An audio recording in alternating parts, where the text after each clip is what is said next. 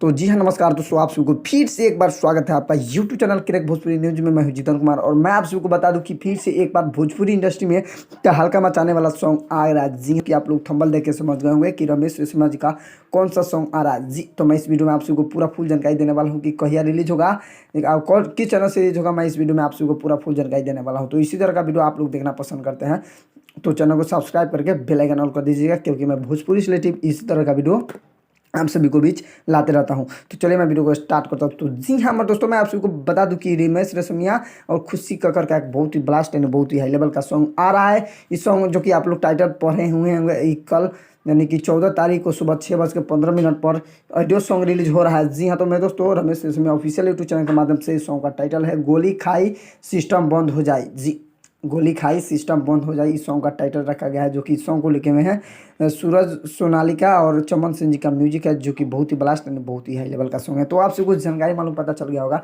कि रमेश रेशमिया जी का कौन सा सॉन्ग आ रहा है। जो भाई लोग रमेश रेशमिया का सॉन्ग का इंतजार कर रहे हैं, फाइनली इंतजार के घड़ी खत्म हो गया, क्योंकि कल सुबह होगा ब्लास्ट का सॉन्ग आ रहा है। जी तो आप लोग देखना ना भूलिए। तो वीडियो समाप्त करता हूँ। आई होप आप सबको वीडियो पसंद आता, लाइक कीजिए, चैनल पर नए चैनल को सब्सक्राइब कर लीजिए। तो मिलते हैं नेक्स्ट अपडेट के साथ। Bye bye, Tata.